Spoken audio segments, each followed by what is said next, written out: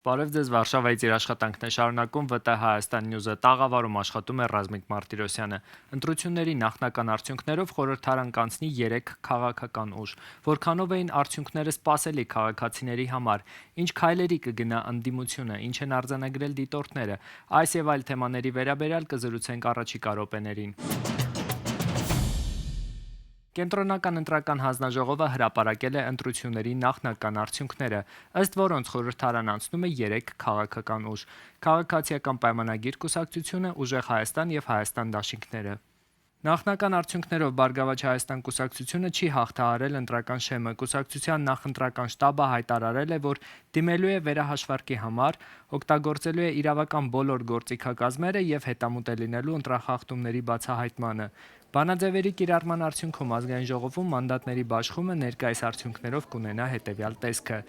Քաղաքացիական պայմանագիր կուսակցություն 64 մանդատ, Ուժեղ Հայաստան կուսակցություն 29 մանդատ, Հայաստան դաշինք 12 մանդատ։ Այսպիսով քաղաքացիական պայմանագիր կուսակցությունը միանձնյա ձևավորում է կառավարություն եւ ընտրում վարչապետ։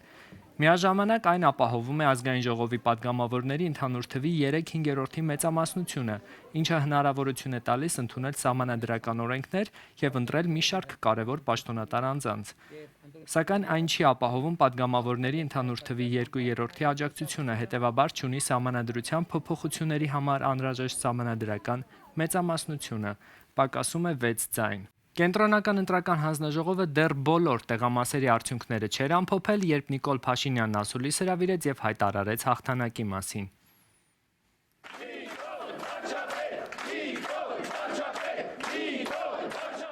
Պարոն Փաշինյան, դեռ կենտրոնական ընտրական հանձնաժողովը որևէ տվյալ չի հրապարակել եւ բոլոր տեղամասերի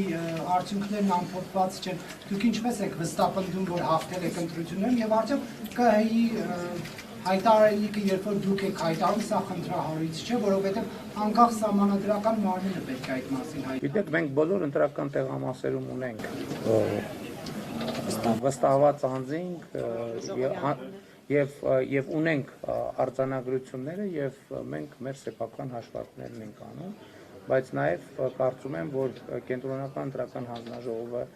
տվյալները հրապարակում է եւ հեռուստատեսություններն են հրապարակում եւ ակնհայտ են։ Նիկոլ Փաշինյանի հայտարարությանն ընդդիմությունը կտրուկ արձագանքեց։ Հայաստան դաշինքը հայտարարեց, թե Փաշինյանը փորձում է յուրացնել իշխանությունը, միջամտելով կենտրոնական ընտրական հանձնաժողովի գործունեությանը, իսկ Ուժեղ Հայաստան դաշինքի առաջնորդ Սամվել Կարապետյանը վստահեցրեց, իշխանություններն իրենց ուզած հաղթանակը չեն ունենալու։ Նիկոլ Փաշինյանն այսօր սպառնաց ընդդիմությանը։ Պիտի արձանագրեմ, որ պատերազմի եռագլուխ կուսակցությունը ջախջախված է, բայց սա կարևոր, բայց ոչ վերջնական արդյունք է, որովհետև կարծում եմ, որ ժողովուրդը նաև իր կամքը հստակ արտահայտեց առ այն, որ պատերազմի եռագլուխ կուսակցությունը եւ նրան ուղեկցող քրեա օլիգարխիկ համակարգը պետք է արմատախիլ արվի Հայաստանի Հանրապետությունից եւ իհարկե սա լինելու է քաղաքական մեծամասնության եւ կառավարության կարևորագույն օրակարգերից մեկը, որը մենք պետք է իրականացնենք առանց հետաձգումների եւ շատ վճռական եւ հատուկ հայլերով։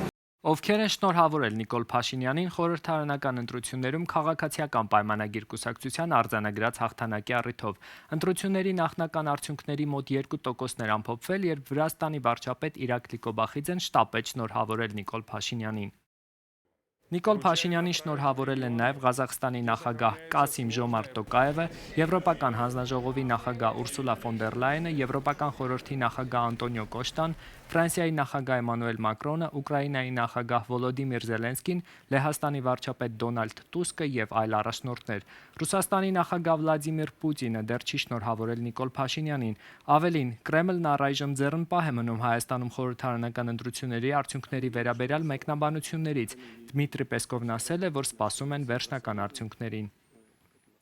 Ընտրությունները դեռ չէին ավարտվել, երբ ռուսական տարբեր կայքեր սկսեցին գրել հայաստանյան ընդդիմության հաղթանակի եւ Նիկոլ Փաշինյանի պարտության մասին, հղում անելով անհասկանալի աղբյուրների։ Ռուսական լրատվամիջոցները գրում էին, թե իբր Հայաստանում հաղթում է նրանց ձևակերպմամբ պրոռուսական կամ Ռուսաստանին լոյալ ընդդիմությունը, շեշտելով, թե Ռուսաստանը ժամանակին հասկացել է ինչպես ճնշում գործադրել Հայաստանի վրա նկատի ունենալով տնտեսական սահմանափակումները, այնինչ ընտրությունների արդյունքներով Նիկոլ Փաշինյանի քաղաքացիական պայմանագիրն ըստ նախնական հաշվարկների հաղթանակ է տարել եւ միանձնյա ձևավորում է կառավարություն ընտրում վարչապետ։ Իդեպ ընտրություններից առաջ Նիկոլ Փաշինյանը հայտարարել էր Մոսկվա այցելելու վերաբերյալ Պուտինի հետ ունեցած պայմանավորվածության մասին։ Ինչպես են անցել ընտրությունները, ինչ խախտումներ են արձանագրել դիտորդները, որքանով դրանք կարող են ազդել ընտրությունների արդյունքների վրա։ Թեմաների վերաբերյալ կզրուցենք ականատես դիտորդական առաքելության ներկայացուցիչ Մերի Մինասյանի հետ։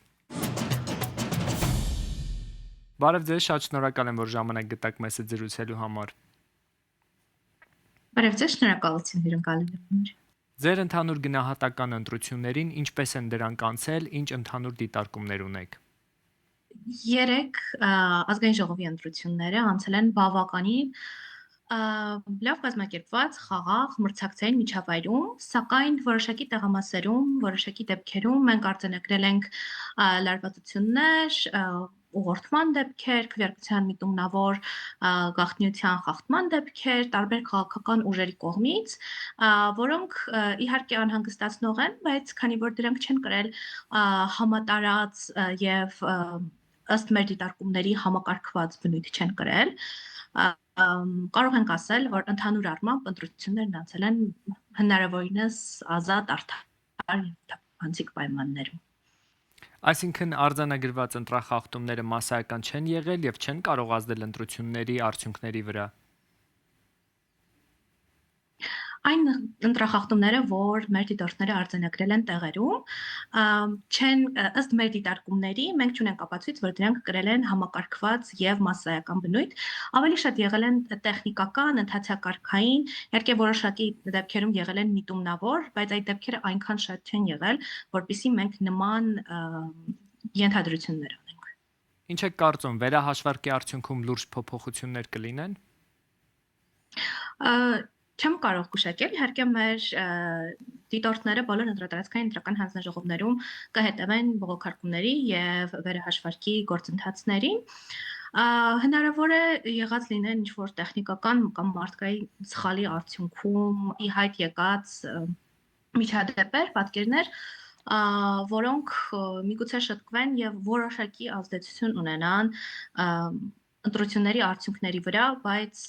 չեմ կարծում, որ դրանք լինեն էական ազդեցություն։ Իսկ մասնավորապես արձանագրված ինչ խախտումների մասին է խոսքը եւ նաեւ մենք ձեզ հետ էլի ենք առիթ ունեցել խոսելու, որ հիմնական ընտրախախտումները ըստ տարբեր կարծիքների, հատկապես վերջին տարիներին լինում են մինչեւ ընտրատեղամասեր հասնելը, այսինքն եթե կան խախտումներ, դրանք ընտրատեղամասերում չեն լինում, այլ մինչեւ քվեարկության օրը նույնիսկ։ Այո։ Մենք մի քանի տեսակի խախտումներ ենք արձանագրել, որոնք առավել տարածված են եղել ընտրությունների օրվա ընթացքում։ Եղել են վերահսկողության եւ ընտրատեղամասի ներսում քարոզչության դեպքեր, եղել են միտումնավորված քվեարկության դեպքեր, երբ ընտրողները փորձել են լուսանկարահանել իրենց քվեաթերթիկը կամ ինչ-որ անձի ցուցադրել դրանք։ Եղել են օգնողների ինստիտուտի չարաշահման դեպքեր, այսինքն արձանագրվել են իրավիճակներ, երբ այսպես կոչված օգնող անձը իրականում կատարել է այլ անձի փոխարեն ընտրություն, ոչ թե օգնել է դրա կարիքը ունեցող քվեարկողին։ Բավականին համատարած են եղել կողմնակի անձանց եւ հնարավոր վարչական ռեսուրսի ներկայությունը, թիմ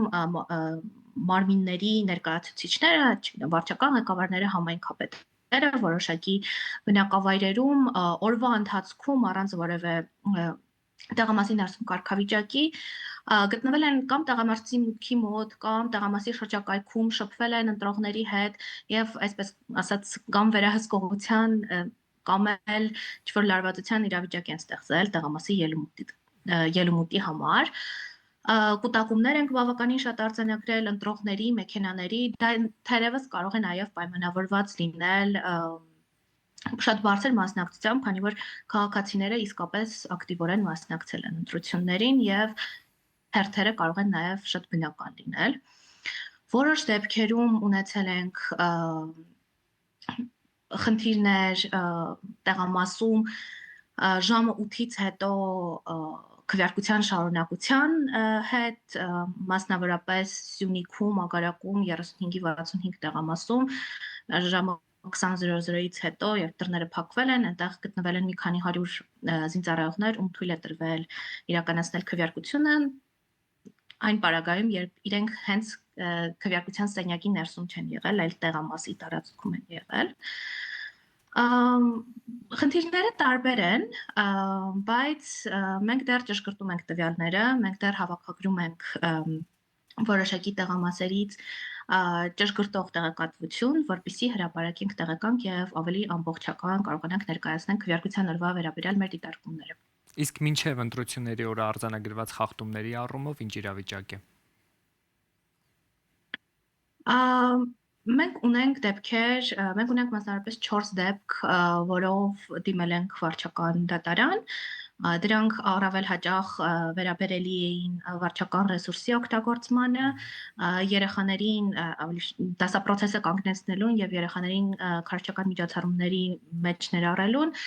ինչպես նաեւ այդ ուսուցչական անձնակազմի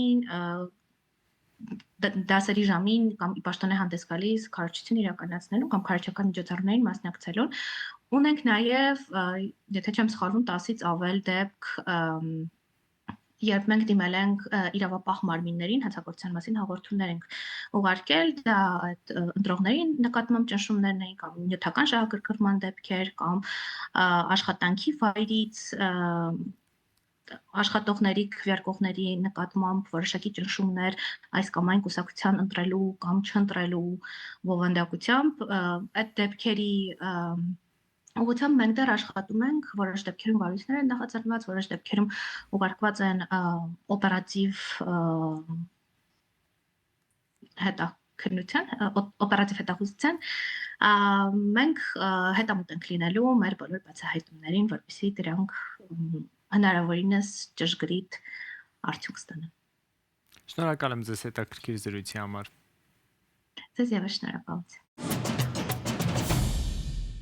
Ինչ կարծիք ունեն քաղաքացիներն ընտրությունների նախնական արդյունքների վերաբերյալ եւ ինչ են ակնկալում նոր ձևավորվող խորհրդարանից։ Իմ գործընկեր Ասպրամ Ավանեսյանն է զրուցել քաղաքացիների հետ։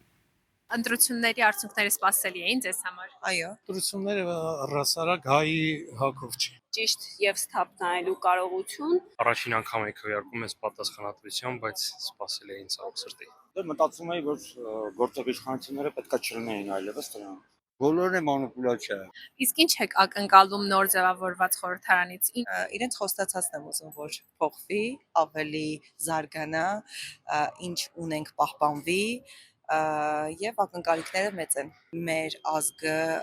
այնպեսին է, որ ունեցածից չի բավարարվում, բնականաբար ավելին են ուզում, ավելին, եւ Աստված տա, որ իրենց ակնկալիքները, բոլորիս ակնկալիքները արդարացվի։ Ընտրությունները առհասարակ հայի հակով չի։ Անիմաստ բան է։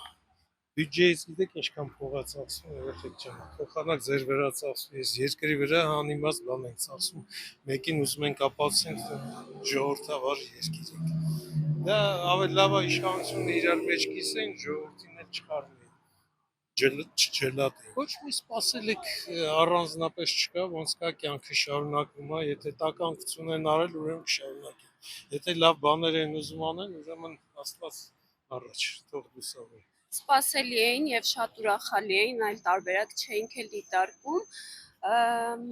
Իրենցից սպասում ենք առաջին հերթին խաղաղություն, իրականության աչքերին ճիշտ եւ սթափ նայելու կարողություն, հանրության հետ բաց խոսելու ուժ, ինչը կարծում եմ, որ իրենք այս ընթացքում արել են, եւ դրա ապացույցներ ստացած քվեների թիվը։ Չեմ կարող ասել անկեղծ ասած, չեմ կարող ասել, բայց չեմ հավատում, էլի որ ամեն ինչ անկեղծ էր, ամեն ինչ ճիշտ էր, չեմ հավատում ոչ մի բան։ Ճիշտ ասած զարմացա, որ միասնության թվերը չոնց խորհրդարան, ինձ օգտին էլի ես քվեարկել։ Առաջին անգամ եք քվեարկում ես պատասխանատվությամբ, բայց սпасելի է ինձ սրտի։ Իսկ ինչ սպասելիքներ ունեք նոր ձևավորված խորհրդարանից։ Չեմ կարող ասել։ Հուսամ ընդդիմությունը էլի կշարունակի իր պայքարը, բայց չեմ կարծում, թե մոտակա ժամանակներն հնարավոր է ինչ-որ փոփոխություն կատարել։ Ընտրության արդյունքները սպասելի էին ձեզ համար։ Ոչ։ Ինչու՞։ Դե մտածում էի, որ գործող իշխանությունները պետքա չլինեին այլևս դրան։ Ոչինչ չեմ սպասում, պետքա հրաժարվեն մանդատներից։ Ինձ համար անընդունելի է այս վիճակը որպես քաղաքացի։ Ինչու։ Չեմ ընդունում գործող իշխանությունների ոչ մի բառած քաղաքականություն, թե ներքին, թե արտաքին։ Սպասելի էին ընտրության արդյունքները ձեզ համար։ Այո, հուսում եմ, որ ամեն ինչ ավելի լավ կընթանա։ Մանիպուլյացիայով զբաղվել լավ բան չի։ Մեր ազգի լրագրողներից սկսած բոլորն է մանիպուլյացիա։ Քաղաքականության մեջ ով կարող է մանիպուլյացիանի, ինքն էլ աշխատում է։ Կարող է խափի, կարող է մոլորացնի, կարող է անի։ Մեր ազգի սազական չէ, հետո 19 կուսակցություն։ Դե ժողովուրդ համար լավ լինել է։ Աշխատատեղ էլի, մարդիկ աշխատեն, ապրեն, գները մի քիչ չցնեն, աշխատավարձները բարձրացնեն, թոշակները մի քիչ բարձրացնեն։ Ճիշտ է, պարոն Փաշինյանը բարձրացրել է, բայց դե գներն շատ խանգա, չեն կարող տեղավորվենք էլի։ Հայաստանում տեղի ունեցած պատանի երաժիշտների դասական Եվրատեսիլում հաղթել է Լեհաստանի ներկայացուցիչ Միխալ Ստոխելը, իսկ Լեհաստանում տեղի ունեցած պրեմիեր մրցույթում հայ երգիչ Սարգիս Դավթյանը։ Օպոլեում անցկացված լեհական երգի ազգային հեղինակավոր փառատոնի պրեմիեր մրցույթում հայ երգիչ Սարգիս Դավթյանը մեծ հաջողություն գրանցեց։ Ժեմիա երգով նա արժանացավ ինչպես ժյուրիի, այնպես էլ հանդիսատեսի գլխավոր մրցանակներին, դառնալով մրցույթի բացարձակ հաղթող։ Երգը միավորում է Հայաստանը եւ Լեհաստանը, արտահայտելով երգչի սերն ու նվիրվածությունը երկու երկրների հանդեպ։ Միաժամանակ Երևանում կայացած Պատանի երաժիշտների դասական Եվրատեսիլ հեղինակավոր մրցույթում միջազգային ժյուրիի քվեարկության արդյունքներով հաղթող ճանաչվեց Լեհաստանի ներկայացուցիչ ակորդեոնահար Միխալ Ստոխելը։ Նա մրցույթի պատմության մեջ առաջին ակորդեոնահարն է, ով արժանացել է գլխավոր մրցանակին։ Այս թողարկման համար նախատեսել էինք այսքանը։ Հետևեք մեզ ՎՏՀ Հայաստան Նյուզի Facebook-յան եւ YouTube-յան հարթակներում, որպեսզի բաց չթողնեք օրվա կարևոր նորությունները։